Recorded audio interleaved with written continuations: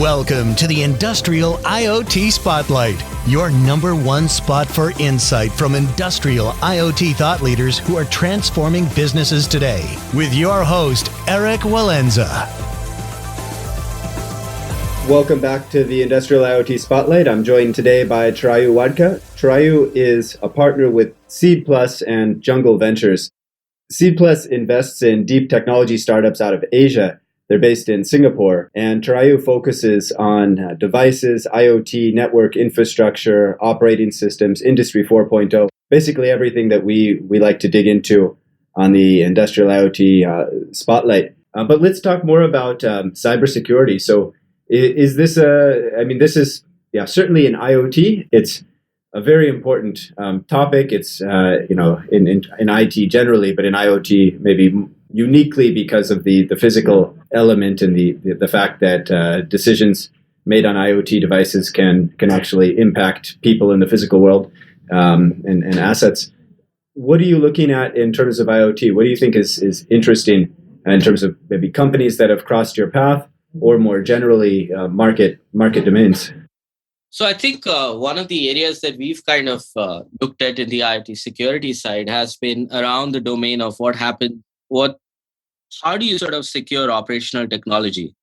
Because one of the fundamental challenges, if you look at the security world, it has been dominated on the IT side of the house, where TCP/IP was sort of commonly the protocol used to exchange information, and therefore you used what was built on top of TCP/IP. I think, unfortunately, what's happened is a lot of what TCP/IP did does not necessarily scale to operational technology, specifically in light of lack of memory, lack of a processor. You might have a microcontroller instead of a microprocessor.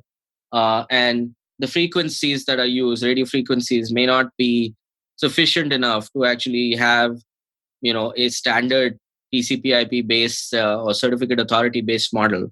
Therefore, we are looking at ideas that either involve securing the endpoints, in this case sensors, which means you need to think of new models where some of the conventional security protocols are customized and reduced to work in the environments where there's not enough of a memory capacity footprint. So that means going back to the fundamentals around what the size of some of these packets should be for exchange of information, and how do we sort of authenticate some of these nodes.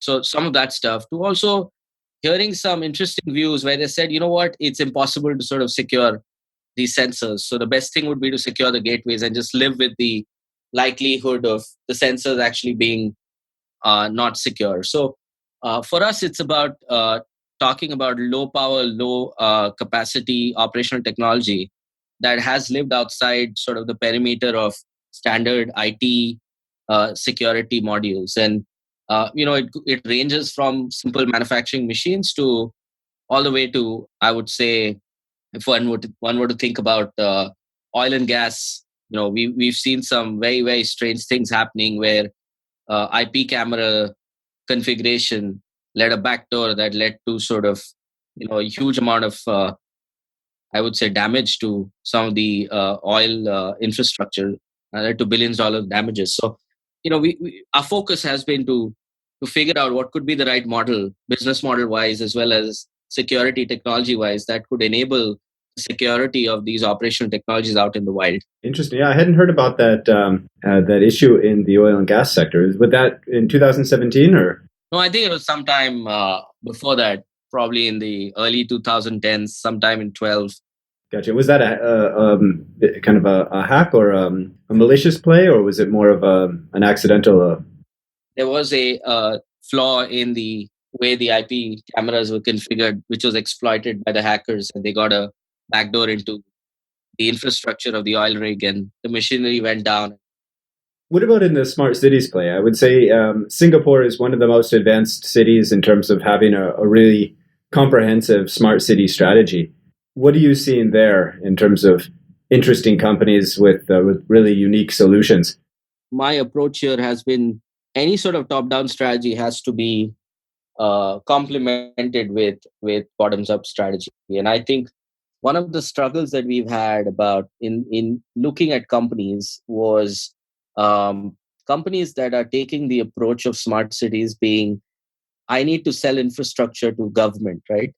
And I think a lot of the companies that we've seen in the smart city domain have taken that approach where they've said, I'm going to put new infrastructure or sell new infrastructure, and government's going to sort of buy it because it's part of their IoT smart city mandate. And I've heard this across the board. It's not just Singapore. Went to Taipei. I think I heard a similar story. I've heard this from China. I've heard this from Australia. So across the board in this part of the world, a lot of the companies are pushing for a worldview of smart cities where they're selling infrastructure to government. Where I come from, I'm suggesting that there is no need to rip and replace some of this infrastructure. How about using existing infrastructure more efficiently to deliver better outcomes for consumers? And I've been looking at ideas in that space where you're not sort of going in and saying, I'm going to add new sensor or millions of new sensors. I'm trying to figure out, can we use existing infrastructure and slap the mobile layer on and see if we can use those assets, the combination of the mobile phone with existing infrastructure to better use. So that's been my worldview, and I've tried to find companies that might be doing that versus those who are selling stuff to government and trying to sell infrastructure solutions to the government for either security or networks or surveillance or whatever that may be. I think that works, but it's not really something that I've seen scale from a venture standpoint. Yeah, that's right. That might be the kind of technology that is, let's say, primed for acquisition by a company that already understands how to sell to governments and has the channels, and is maybe looking for a technology acquisition, but then your upside is kind of limited there, right? There's a company you might want to have a look at called Turbine. Have you heard of them? Uh, I may have. No, I would love to hear more. They just got accepted into Alchemist Accelerator, which is kind of an IoT focused, enterprise focused accelerator out of the Valley. But really interested. They've been in product development for about 2.5 years now, so they have kind of a good solution going to beta. But they basically build a data marketplace or a data exchange for IoT data, because you have this big open question of everybody's focused on how do we collect the data, how do we move the data, how do we analyze the data, but how do we actually transact? So when you're talking about creating value in the city environment, a lot of data is already being created in city environments, but it's kind of sitting in particular silos. It's not very accessible, and so it's not being turned into valuable solutions. And so what they're focused on is building this exchange where people can tap into data streams and monetize that by turning it into valuable solutions, whether it's for government, for a car driver, for a drone operator, for anybody who can kind of build a business model around a data set. Got it. Yeah, I've seen some of this stuff. We've seen a couple of companies that have been trying to build data marketplaces in Singapore, and I think it's an interesting model. It's a useful model because the future of any artificial intelligence based business is predicated on the quality and the kind of data that they act upon to train their models, and therefore it makes sense to think of IoT sort of as not just the sensors collecting the data, but also the way data is analyzed or stored and exchanged. Place where we kind of have found a little bit of a challenge on that side of the house is how, and something that needs to be solved perhaps is how do you kind of motivate enterprises to actually contribute to this data bank that they're building, and what is in it for the enterprise to share some of its confidential data that exists and resides inside its own four walls, which it believes it to be sort of its proprietary asset, perhaps in the new world the most important asset that they would ever have.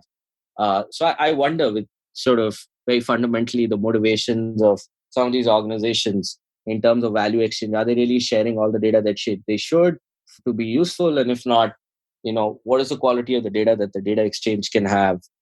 We've given this a fair amount of thought. I think as part of Seed Plus overall, marketplaces, or I would say unique sort of marketplaces are something that we think about. And in that sense, we see data marketplaces as very unique in that sense. Have you considered investing in any? You mentioned that there's a couple companies working on the similar problems in Singapore. We've considered, I would say we have looked at them, but the volume of the data and the quality of the data are questions that haven't been answered in our mind. I think at some point these questions will get answered. I think the conviction around it's a sort of a paradoxical problem, because the more valuable data becomes to enterprises, the less they are likely to share it with a common data pool.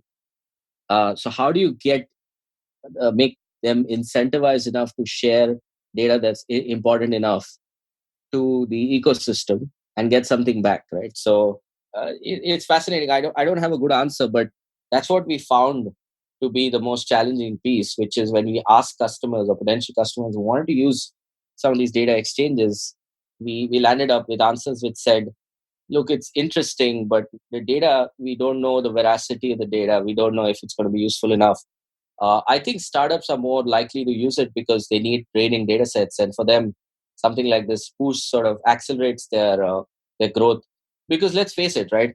A lot of the startups, even on the IoT side of the house, eventually you want to have a data play. You want to have a data and a play that's related to working on data sets that are massive, on the back of a massive network of sensors that are collecting this data. But if you had a way to short circuit that and be able to make train your machine learning without actually putting those sensors out, I think that should be of interest to a lot of early stage companies. But really, I mean, I haven't found application beyond that where we have found big companies, just standing up and saying, yeah, this makes sense. We can share our most secure and confidential data out in the market and for exchange, because we believe other companies are doing the same. Not seen that yet. Agreed. It's a very interesting area, but a lot of technical and business challenges. What about on the manufacturing space? So what we see in terms of manufacturing use cases are kind of bifurcated, right? On the one hand, you have very sophisticated use cases that might be used in oil and gas, for example, for maintaining equipment uptime. On the other hand, IoT provides, in some cases, really interesting, low scale, simple spot solutions for small discrete manufacturing outfits that haven't invested significantly before because they don't want it, they don't have an IT team, et cetera. They're not going to put a big IT investment in place. But with an IoT solution, you can kind of do a simple deployment directly on legacy infrastructure. And so you kind of have these two different tracks. What's interesting to you in the manufacturing space? And I guess in Southeast Asia or in Asia, you have both, right? You have Korea, Singapore, Japan, very high end manufacturing, and then you've got Vietnam and a lot of really manual manufacturing that also has room for improvement, but very very thin profit margins. Yeah, I disagree with some of that because this was sample size equal to one. I looked at some of the manufacturing stuff happening up in Japan. I got some views about it, and I was surprised. I think the need to maintain quality leads to human intervention beyond what is obvious, and this is specifically for more complex products. And one would be surprised that even Japan, with all its sort of advancements, has a lot of manual component to this whole game. So I would sort of say why I would love to sort of differentiate between low end manufacturing and high end manufacturing. I would say that even at the highest end, it is surprising as to the extent in which humans are involved in the final product, and that's and therefore some of the learnings on the lower end of the manufacturing complexity scale apply even to the higher end.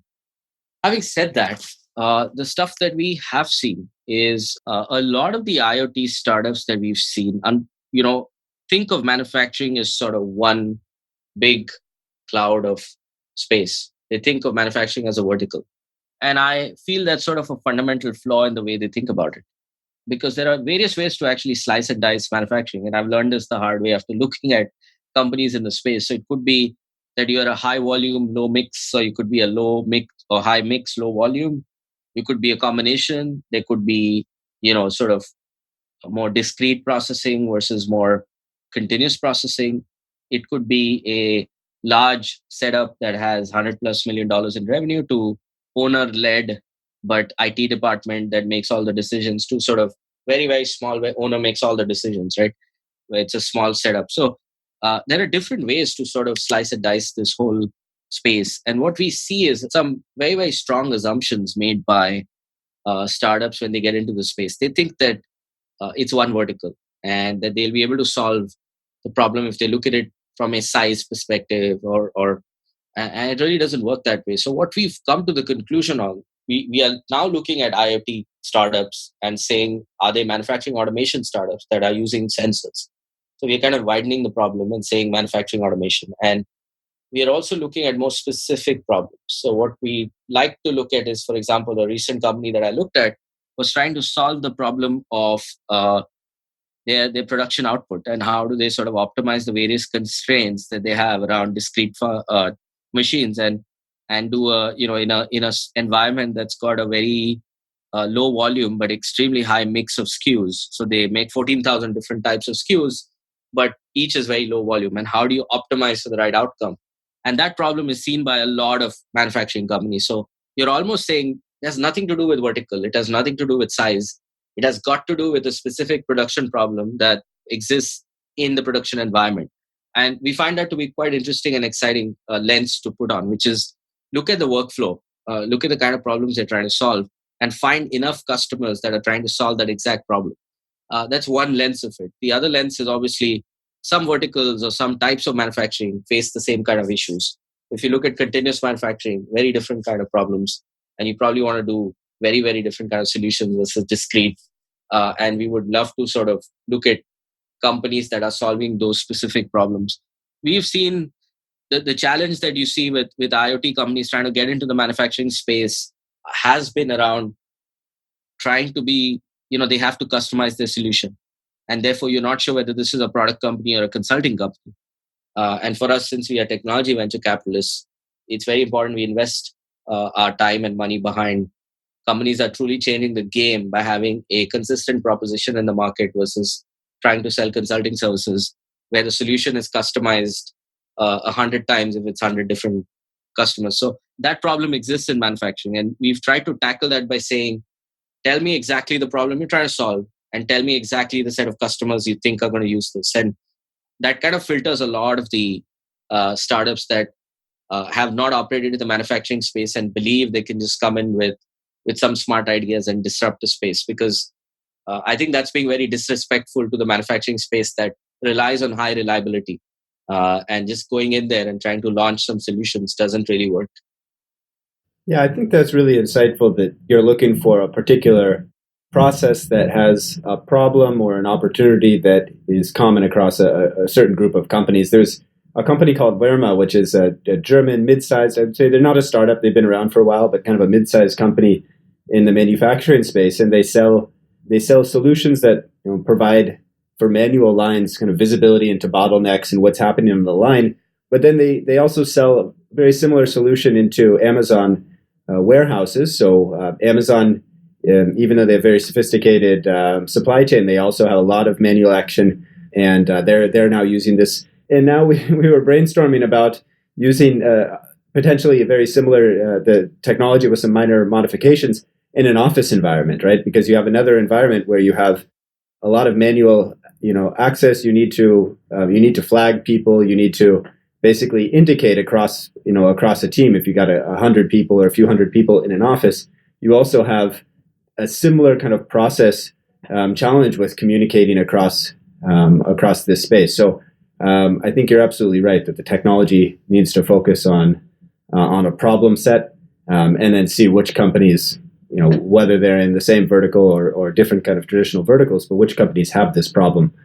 Last point to discuss, ecosystem. So Asia, Southeast Asia in particular, I know you guys do have a wider lens, but I think Southeast Asia from an ecosystem perspective, very fragmented, right? It's you have a lot of countries that are quite unique kind of in this area, as opposed to China as an example, or the US, where you have kind of one country that's a market unto itself, common language, common regulatory framework. You have a common set of large multinationals that for example, play a particular role that you can engage with for particular reasons. So how do you as kind of an operational focused VC, how do you cultivate an ecosystem? And what's your view of in Southeast Asia the important factors and how this impacts startups' growth?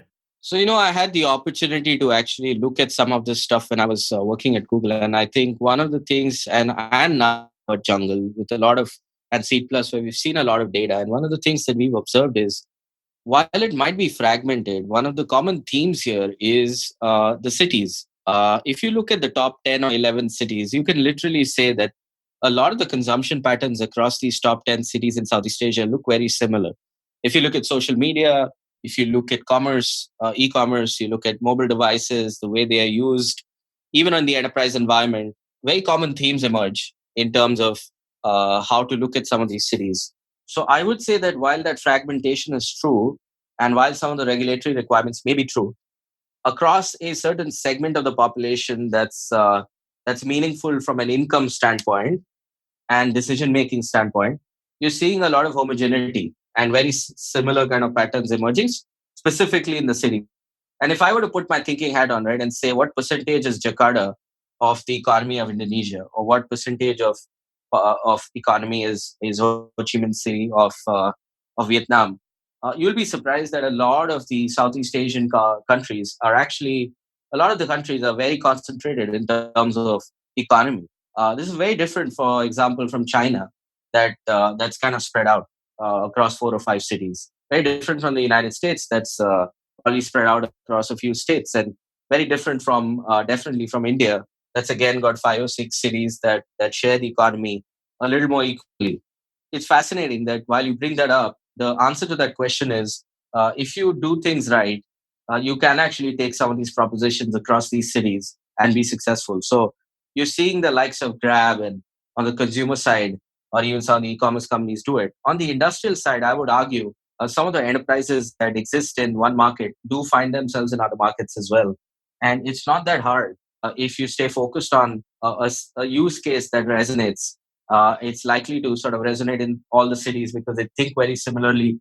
They have similar economic concentration as far as decision making goes. For example, if you take an example of Malaysia, if you cover KL, the likelihood that you'll need to actually go to another city is very low. Similar to Philippines, if you do Manila, you're probably done. So the way we kind of tackle fragmentation is say that that's take a city approach. The other thing I would say is that it is actually an opportunity in some sense because it's harder to build a business. But if you build a business, you're more likely to get acquired. As a venture capital fund that helps its companies scale, grow, and get acquired, I think that's not a bad place to be. When an external entity comes in and says, what does it take for me to build a company here? And they see that a company has taken its time, worked hard to actually build out, get over the fragmentation problems or perceived fragmentation problems, the likelihood that they're likely to buy the company are much higher than going after a market where they know that they can actually achieve the same outcomes by hiring a bunch of smart people and get to the same spot within half the time, right?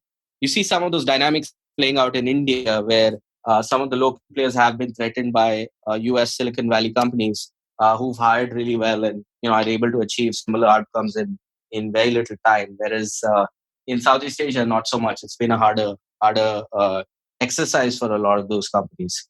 Interesting perspective. Thanks so much for taking the time to sit down with us and walk through kind of your company, your investment focus, but also the market more generally. No worries. I think great questions, and I really appreciate you sort of probing some of those areas because it helps me clarify some of my assumptions. So, let me ask a final question. How do companies reach out to you? What information, if a company wants to reach out to you, what information do you prefer them to provide you with? So we've got an email address. So I've got, it's up on my LinkedIn, but we've got hello@seedplus.com, or you can reach out to me at chirayu@seedplus.com. And the information ideally we would like to get is we would like some material on the company. It can be a deck, it can be an email, a longish email or it could be just a document. We are agnostic to the medium that you would like to use. But what we would like is at least a brief about the kind of money you want to raise, the team, and what you're building as a product, and what's been sort of the response in the market. That helps us sort of gauge what it will take to sort of build product market fit, just helps us understand whether this is a theme that we want to back, and hopefully, have a first meeting with the company. We'll put all that in the show notes. And again, thanks for taking the time. Really enjoyed the conversation. Absolutely. Thanks for having me. Thanks for tuning in to another edition of the Industrial IoT Spotlight. Don't forget to follow us on Twitter at IoT ONE HQ and to check out our database of case studies on IoT1.com. If you have unique insight or a project deployment story to share, we'd love to feature you on a future edition. Write us at eric.walenza@iot1.com.